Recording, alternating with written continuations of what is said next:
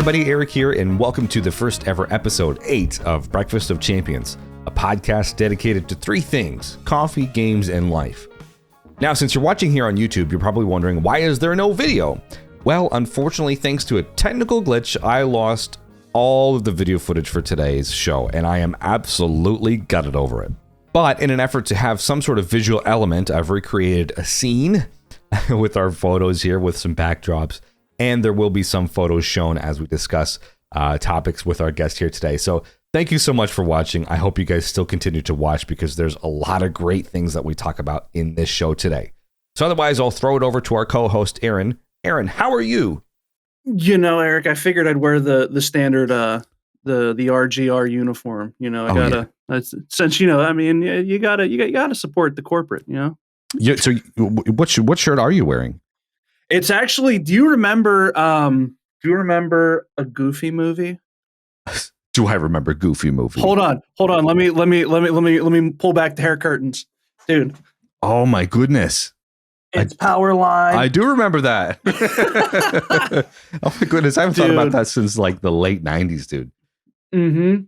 I saw that. It was a Walmart find, and on the back it has like tour dates and destinations. For real? Oh man, That's so cool. Dude, it's probably my favorite shirt that I have. That's a graphic tee because I'm a child and that's all I wear. I phased out of graphic tees a little while ago. And it's very rare that I wear anything with anything on it these days. I like my plain black. I'm not 30 yet, but I might as well be in my mid 30s, man. I'm just like plain black shirt, black hoodie, black jeans, skinny jeans specifically, black Vans, like. See, that's how I was in high school, though. I was part of the Vans or Etnies or DC, blue jeans, black t-shirt, and if it was a graphic tee, I would just turn it inside out so it would be plain. Because why would I go buy just a plain black shirt? So with a lot of and this leads into our guest today. With a lot of graphic tees and stuff that you find, they're all based off of nostalgia, and funnily enough, they're all found at like, at least in the States, like Target or Walmart, or even here in Australia, Kmart, because Kmart's still a thing, or Big W. Is retro still relevant?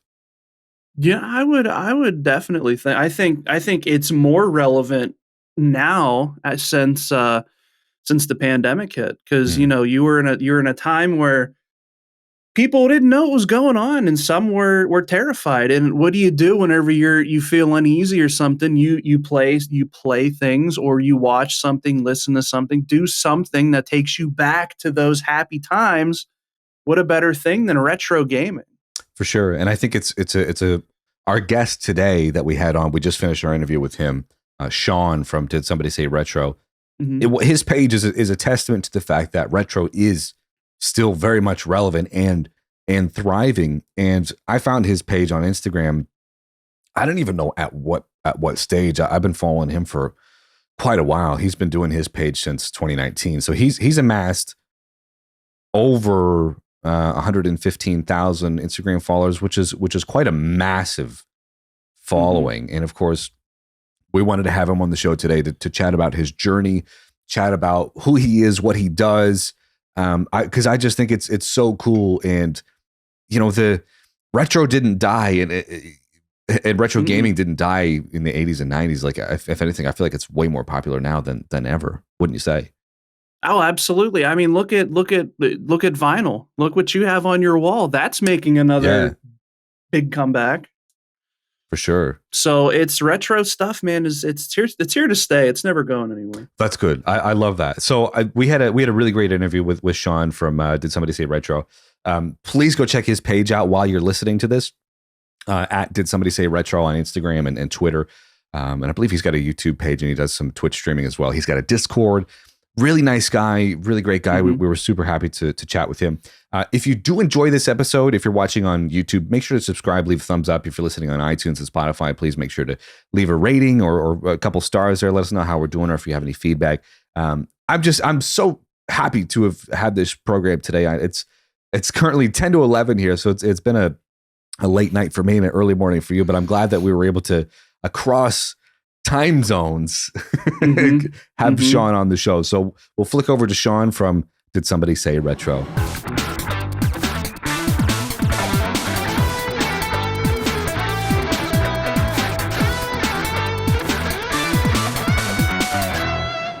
In the multiplayer segment, we interview a bunch of different people in the gaming industry or the social media world. And today we've pulled on Sean from Did Somebody Say Retro? So Sean, thanks so much for taking the time to join today. How are you going? I'm good, man. I'm okay. It's a bit hot, Yeah. but yeah, all good. You're in the UK, right? So it's obviously close to the end of summer there, huh? Yeah, pretty much. Yeah, I would expect it to start getting cooler now, but it's not. So, Just not. Yeah, all the hoodies have been put away in storage. Fair enough. So I've known about your Instagram page for a little while now. I've personally followed you for ages. How would you describe what you do to someone who doesn't know who you are and doesn't know what you do? Well, describing it how it is at the moment, because it tends to change from time to time. At the moment, it's sort of a personal account of my sort of life in the retro gaming scene or community. So working for NQ64, I document what I do there.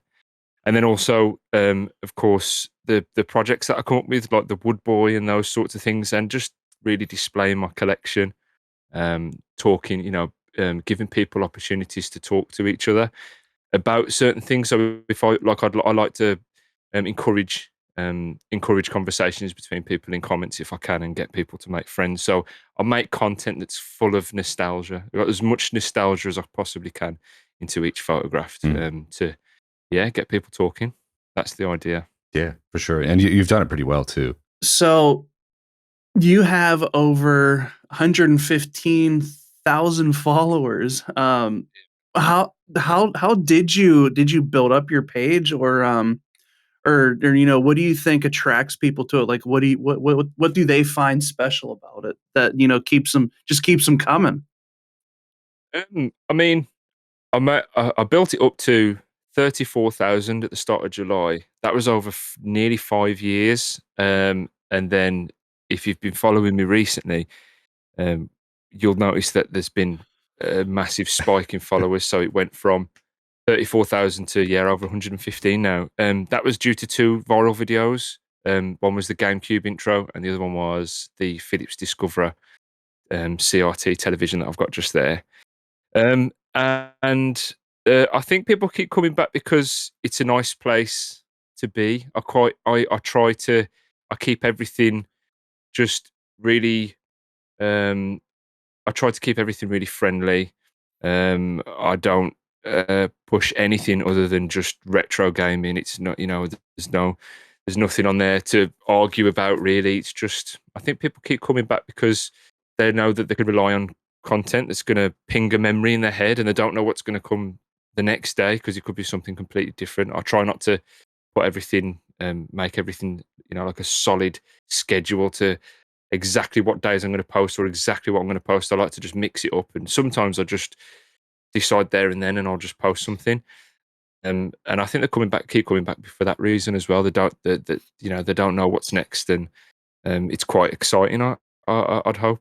Yeah. Yeah, I mean, I think that's what makes the page special. And I suppose your idea of creating this page is obviously like a celebration of nostalgia, and I think in through that there's always a lot of great connections to make, and obviously through that page, like I've met you, and I've reached out to you to be on the show, which is really exciting. And again, we're really stoked to have you here. But what would you describe, like, I'm sure out of the 100 and I think it's now 17 followers, 117,000 followers that you've met. Yeah. It's like every couple of days I see, like, the 80,000, 90,000. I'm like, oh my God, it just keeps going up and up. It's really great. It's slowed down now. But it's really slowed down. It's gone back to normal. But we're going to stick around 117 for a little bit, I think. Well, there you go. So out of your 117,000 followers, is there any really special or unique kind of connection that you've made? Something that's probably more of a sticking point than just a random DM, like, oh, hey, I love your stuff. I've made some really good connections. I mean, I discovered NQ64 through that and ended up getting a job with them. I've made friends online with a guy called Jason Bradbury. He's He used to be on a show called The Gadget Show, and he does lots of other stuff in the tech and electronics and retro gaming sort of scene, and that's quite cool to build a relationship with him. And yeah, other connections that are notable, just making really good connections with people that have their own businesses, especially UK based ones. I try and support them as much as I can, like Deadpan Robot, Z Labs, Lab 15. So those are nice connections I've had directly through Instagram.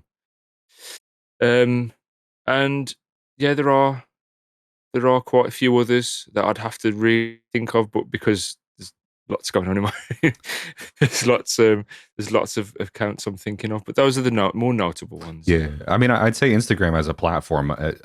I would say a lot of older people don't realize the gravitas of social media, let alone Instagram. Like, I know a lot of people get jobs and inquiries through that kind of thing, so it's no surprise that you're making connections and building a portfolio and building a resume and even getting work through that platform. So I mean, that's really cool and really great that you can do that. Yeah, man. Thank you. What would you say? Because looking at your Instagram page, man, there's so many consoles I see a good bit of games on there as well. What would you consider your favorite console and your favorite game? So I've been asked this a few times. I'm gonna just throw one out there, but it can always change. I'm gonna say, does the console and the game have to be the same? No, it doesn't. Same console. No. No. Okay. So it's the best game, Super Mario Brothers 3 on the NES. Oh. And then I'd say PlayStation 1. Really, it's just, I've got a picture up there right now of me when I was a kid getting the PS1 for the first time on Christmas Day. Yeah, so that, I think that evokes the biggest nostalgia hit for me in terms of console. Fair enough. It's funny. I find a lot of UK people actually like the PS1 a lot more, and I I love the PS1. And since I've come to Australia, I mean, I've found that the differences between like the PAL and NTSC, like jewel cases and stuff like that. There's so much more to these cases than just the standard like CD jewel cases that we had back home. Well, that you have now, Aaron. So we got chipped. Yeah, you got chipped. Yeah, sorry about that. That's funny, but good choices there. I mean, I love Mario Brothers 3. It's a timeless classic, and PlayStation 1. I've just recently got into collecting for PS1. Can't believe the prices at the moment now. It's honestly worse than Super Nintendo these days from just going by eBay listings, which is kind of bad anyway. Speaking of expensive or maybe more obscure and rare things, what's the rarest thing that you have in your collection at the moment now, aside from TVs? Because I know you've got a collection of TVs. We'll chat about that soon, and I'm really stoked to hear about that. Yeah. But gaming items, what would you say is like your holy grail piece? Your house is burning down. Aside from your family, what are you running and grab? Man, that's a tough one because one of them I don't know the price of it. Can I pick more than one? Yeah, why not? Okay. Okay, I'll pick one.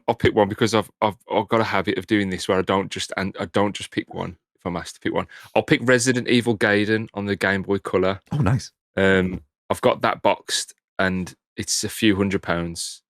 There are there's one other notable item, which is the SpongeBob SquarePants GameCube controller that's sealed. That was a US release only. Because that I've never seen a sold one, and there's one listed for a few $100s. But yeah, don't know the price of that. But I'd go with Gaiden. I like that. Oh, or Tombi. I've got Tombi. PS1. That. I only just realized recently because I'm into PS1 collecting now. Tombi in the US is called Tomba 1 and 2.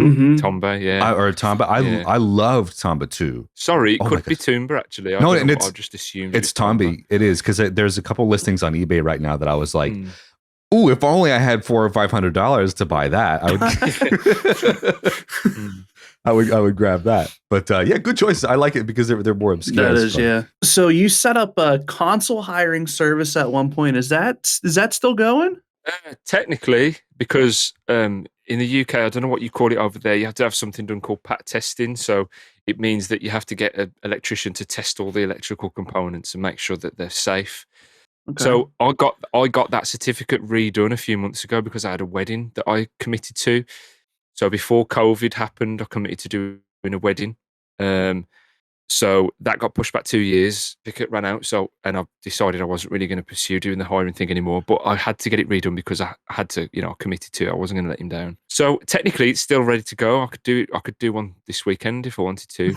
But I don't pursue it. I don't actively advertise it. Mhm. But if I really needed to, I could. So what's the story behind that? Like, what made you think? Were you just sitting there one day, and like you've amassed so many things now? It's like, how can I make income on this stuff? Was that the idea with that? Yeah. I wanted to have a job in retro gaming. I was sick of every other job I've ever had.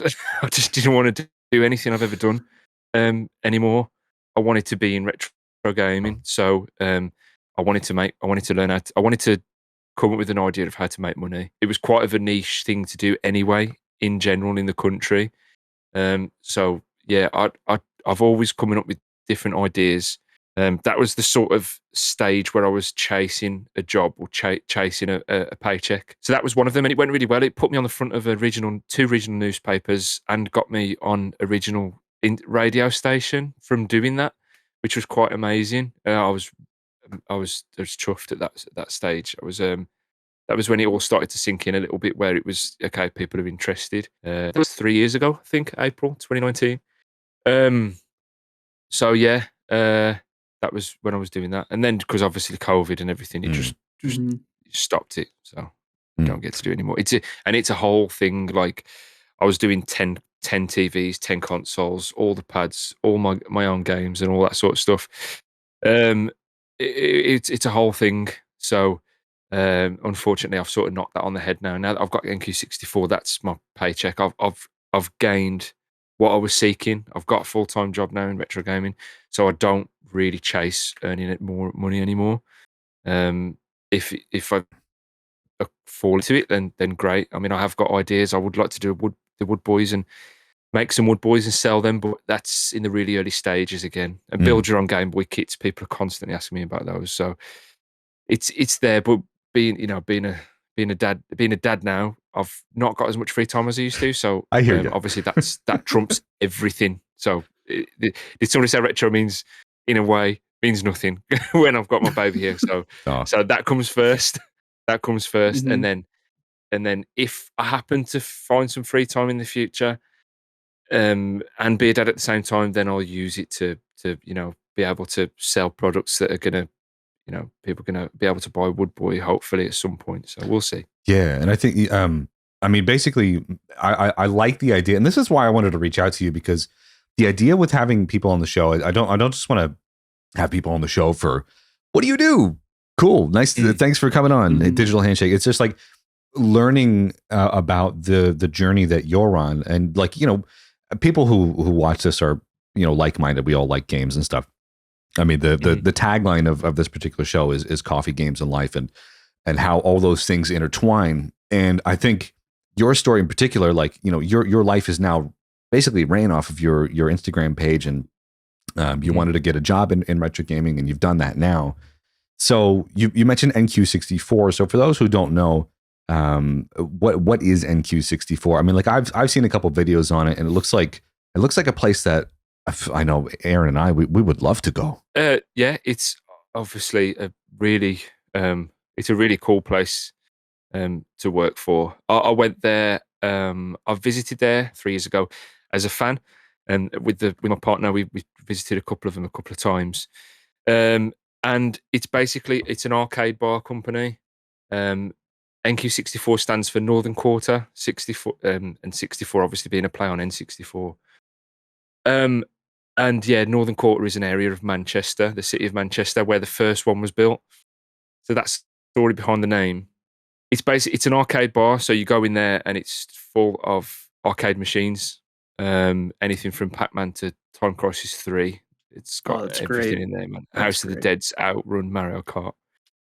And then they also have they obviously have a really, really cool bar they've got their own themed cocktails, so they pride themselves on delivering sort of really cool, unique signature cocktails that are retro gaming themed. Like The latest one's called Sweet Fighter, for instance.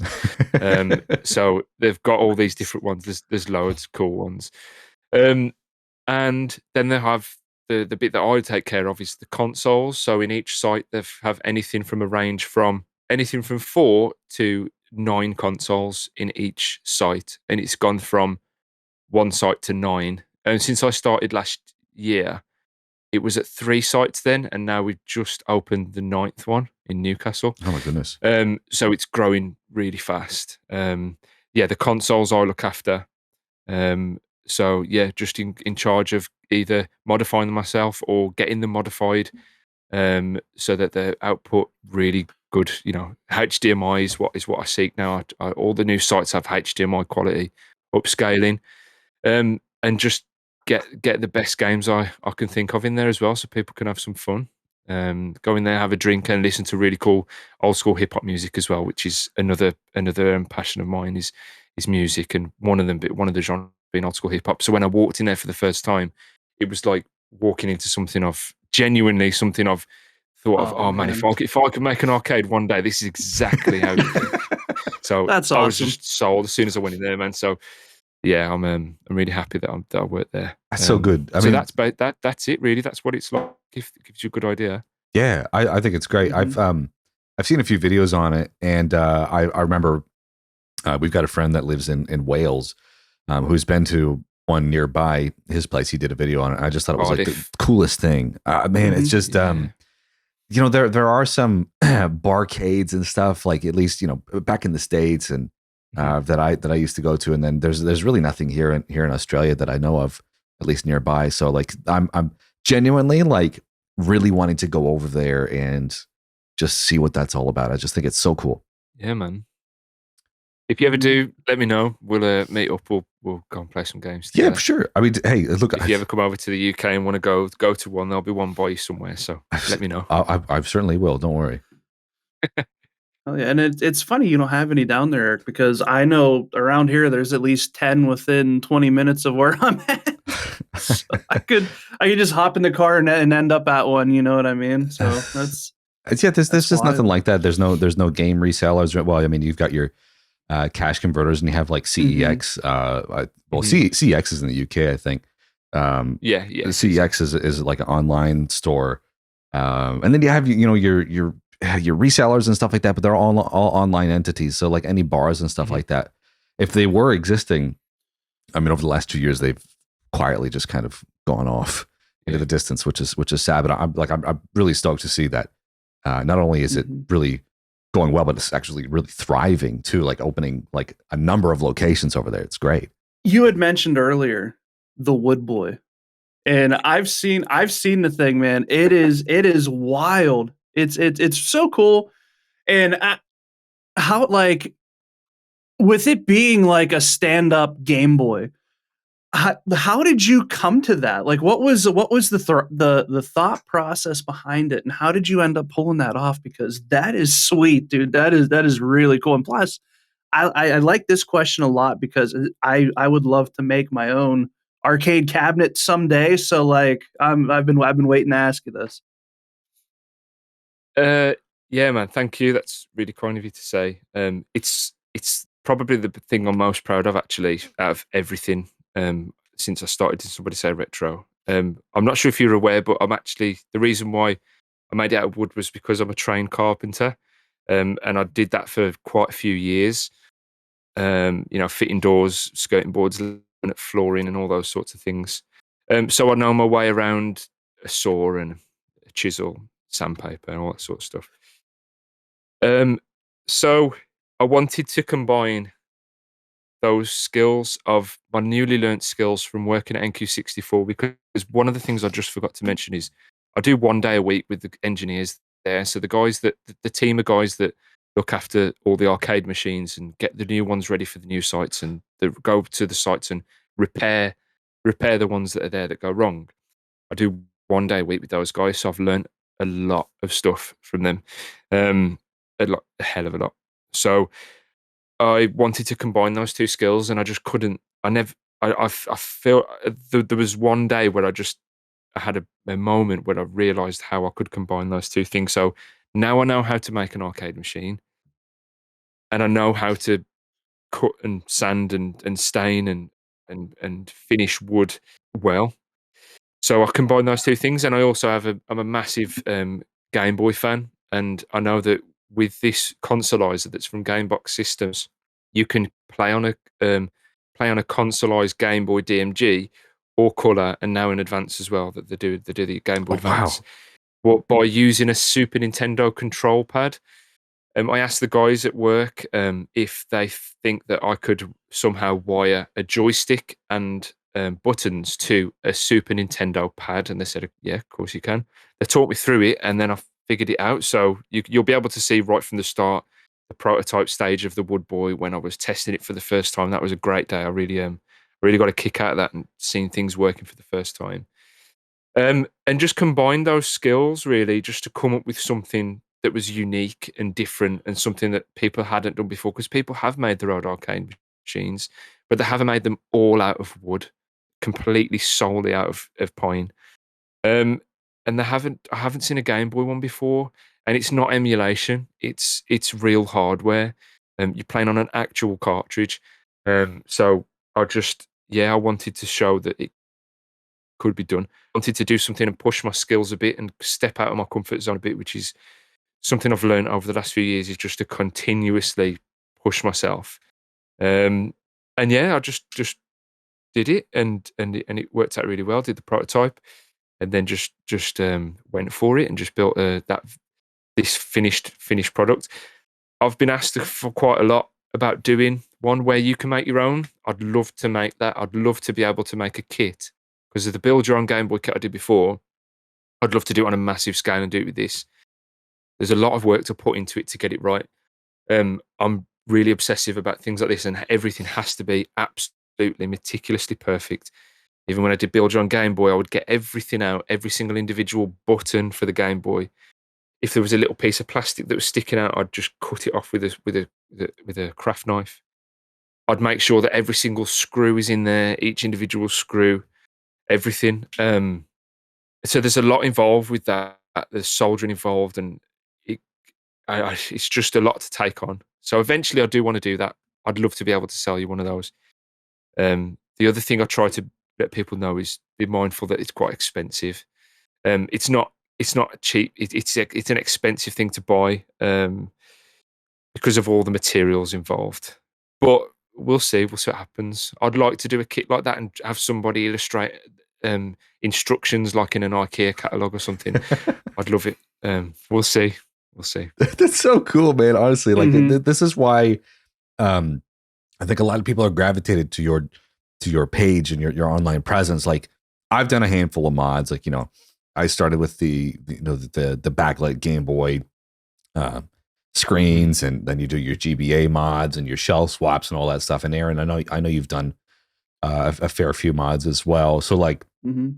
this is very much like up my alley. Like I love to be hands on. I used to repair Mhm. phones and computers and tablets and all that stuff. So I have an understanding of microelectronics, and I like that you go into that with some of your Instagram stories and your reels and your photos and stuff. Like you're actually showing the stuff. You're not like being ashamed to say here's the work in progress. So sometimes it doesn't work. Sometimes it does work. And this is where the Wood Boy has come out. And of course it's a really cool unit, and I love the pine look. I think it's such a cool. Thanks, man. It is a timeless design, of course, and you're using real hardware as opposed to like a MAME cabinet, because like everybody and their brother has like a MAME arcade cabinet of some sorts, or they've played, but it just doesn't feel right. I mean, I'm sure you agree with that with hardware versus emulation. It's just yeah. I just wanted to see if it can be done, man, and see if it's that consolizer is a great piece of kit. So yeah, if it wasn't for the Gamebox Systems consolizer, I wouldn't be able. I don't think I'd be able to do it really. That's like a fundamental part of it. But like you said, I've tried to share all the pictures and everything of inside so that people can make their own if they really wanted to. And the design of it, I just winged it. I didn't pull anything off the internet. I just looked at it, got a monitor from Facebook Marketplace for a tenner, held it next to it, and just winged it, just figured it out. It's just That's this awesome. thing. it's what you have to do. There's no, Mhm. I didn't pull off anything off Google Images or whatever, or get any guides or anything. I just just did it. That's the thing I try and encourage people to do, is in concerned or sort of getting a bit worried about, stepping into a project, and going for it, even though they think that they might not be able to do it. Just do it. You know what I mean? You've got nothing to lose anyway. And sometimes it works out, and it does. And it Yeah. did this time. Yeah, absolutely. It almost reminds me of a Vectrex in a way. Like if Nintendo made a Vectrex for Game Boy, that'd be it. Like it's cool. And it's hard to like not keep looking at it and be like, "Oh man, that's so sweet." It's almost like motivating for me to start like planning Good. out my, you know what I mean, my thing. So Yeah, it's really good. cool, man. I'm glad. Thank you. Let me see here. Have you done any other mods, any other consoles? And is there anything you want to do that you haven't done yet? So other mods I've done is like yourselves. I've done. I started off by refurbishing Game Boys and then moved into modifying Game Boys. So I've done all the retro pixel screens, Bivert backlit mods, and all that sort of stuff. So I did all those. Consoles wise, I've done a couple of GameCube mods for myself. The Xeno chip mods.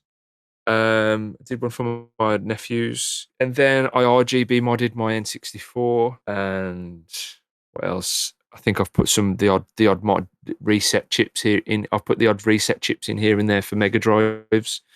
A lot of repairs and stuff. And then something I'd like to do is I don't know if I'm giving it away. It doesn't matter. I want to do a full size. I want to do a full size Wood Boy. I want to do a massive one, like Yeah. one that you can stack, because Nice. that's tabletop. That's tabletop, but I want to expand on it more than that. So it's not just the Wood Boy sitting on a big stand. Hmm. I want there to be some more other cool stuff going on. So I'd love to make my own full size cab. That's the next step. So I've done the tabletop, and I'll do a full size cab. But I'm thinking about going, just not just being a Wood Boy, not just being a Game Boy, a bit more than that. Gee, I wonder what you even call a stand-up arcade Game Boy. I don't know. I could Wood Boy, Yeah. the Woodman. Wood Boy XL.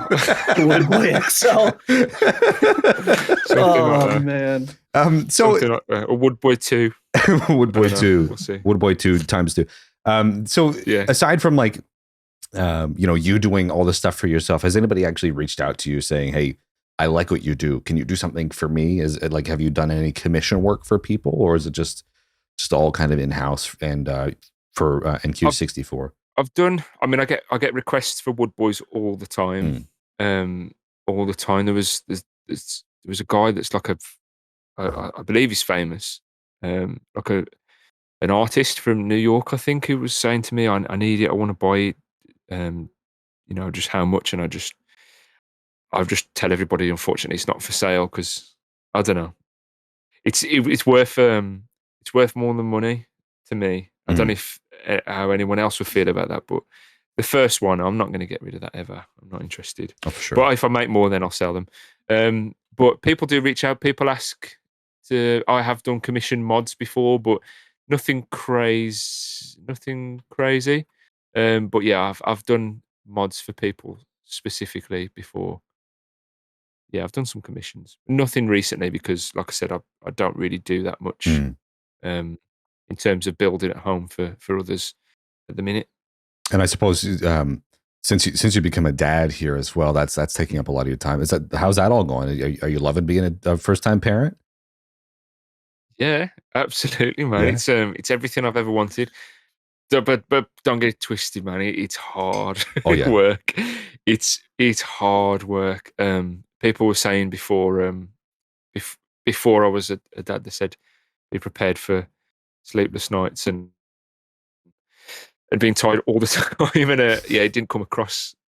It's quite overwhelming, but I love it. I absolutely love it. I wouldn't have it any other way. She's beautiful. She's healthy, and I just love her to bits. So yeah, That's really great. looking forward to the next the rest of my life really just being a dad and starting to see her laugh and smile to me now. And that's been in the last week and a half. I've started to be able to make her giggle, which is just, you can't explain.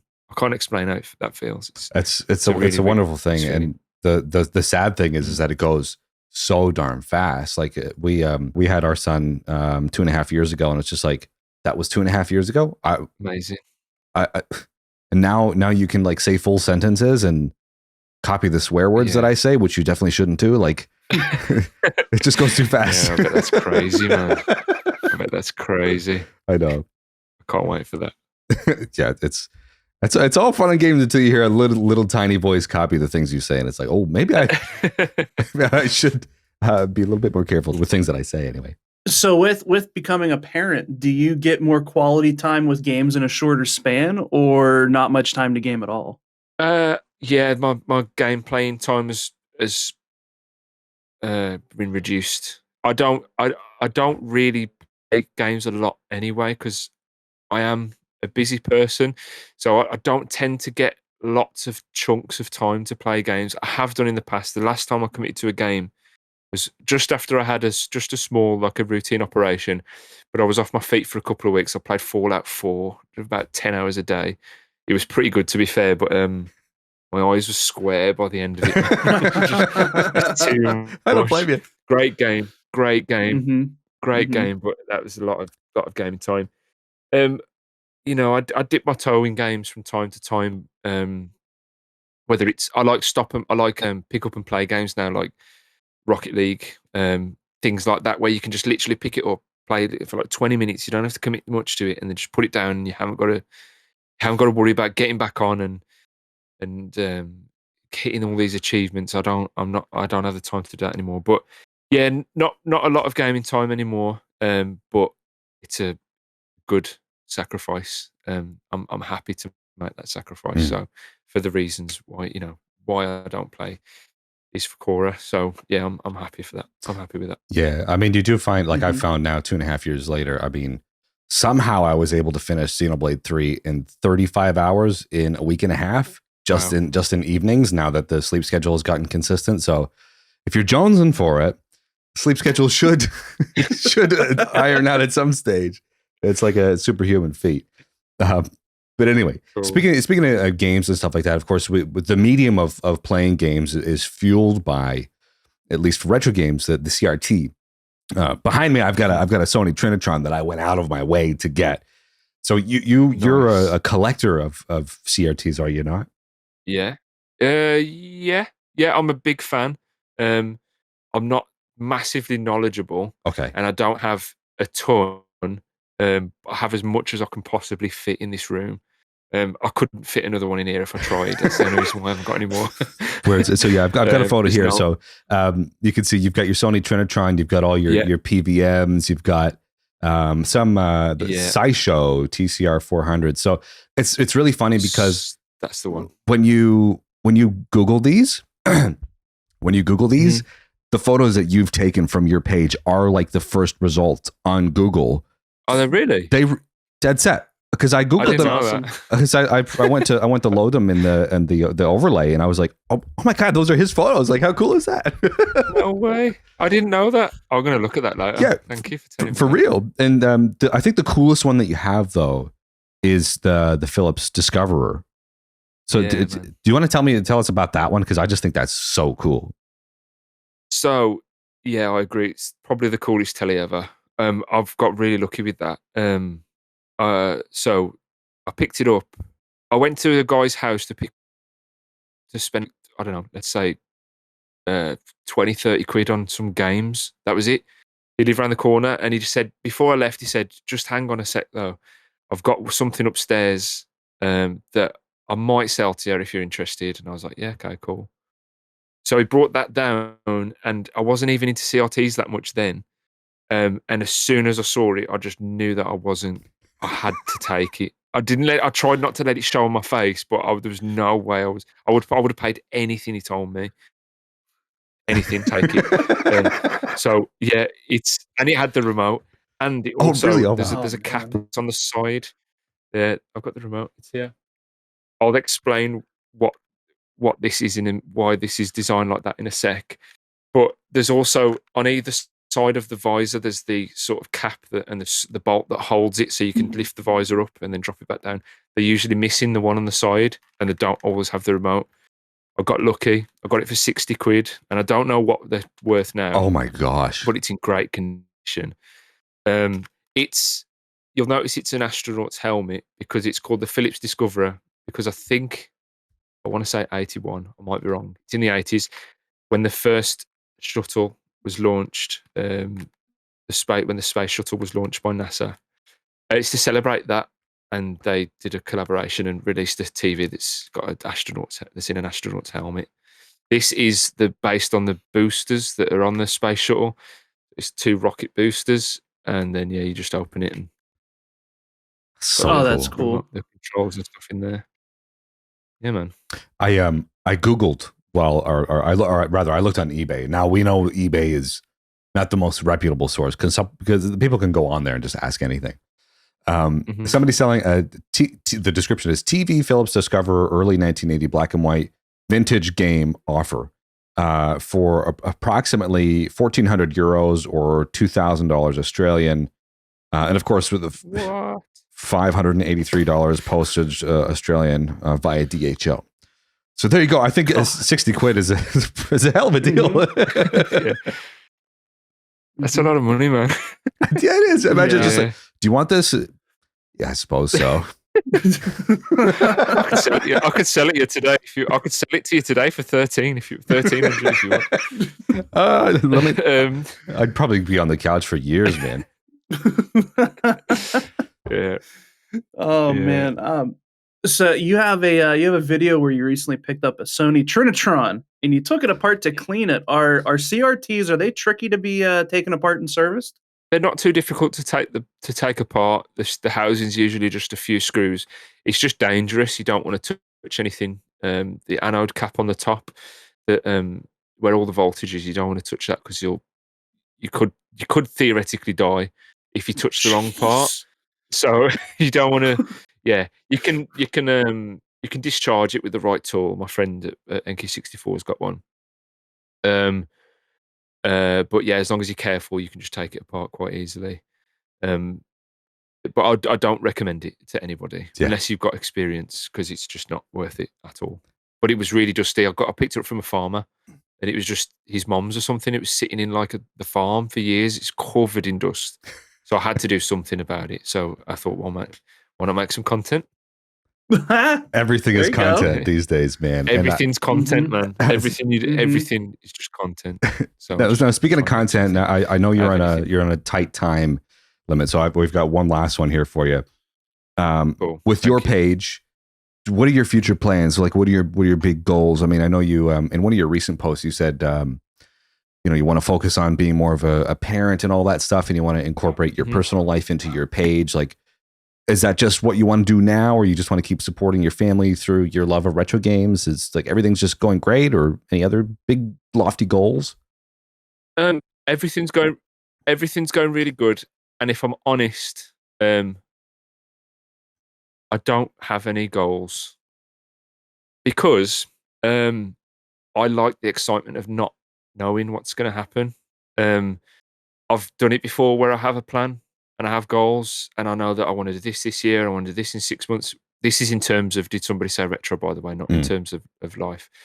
And I've decided to just ride the wave and just do whatever and just see what happens. The Wood Boy wasn't ever even a thought until a few months ago.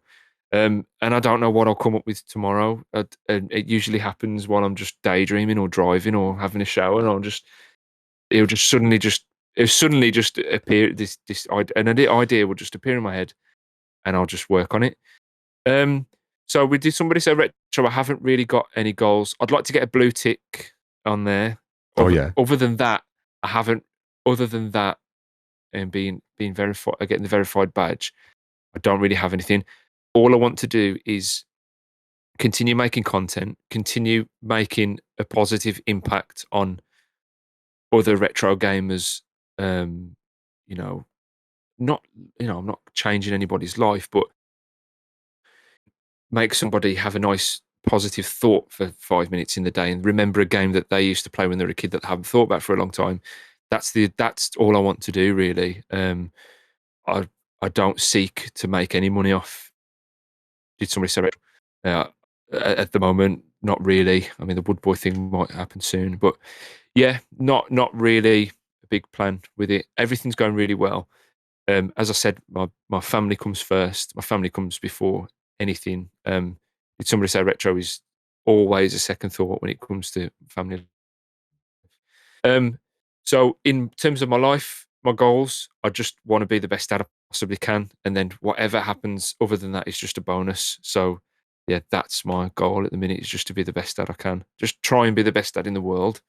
If I can do that, then I'll just try and be the best dad in the world, and that's it, really. Well, yeah. I mean, it seems like you're doing really great. You know, Thanks, man.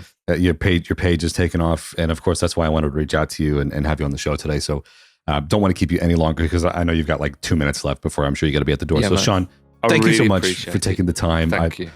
Yes, thanks for being on. With time differences and all that stuff. Thank you for your patience. I'm super chuffed to have you on the show today. So, thank you and all the best of luck. And I'll let you know when I come over to the UK to go to NQ64 with you. Yeah, man. Thank you. Thanks for having me on. I've really enjoyed it. And hopefully we'll do it again soon, man. For sure. We'll have some more time too.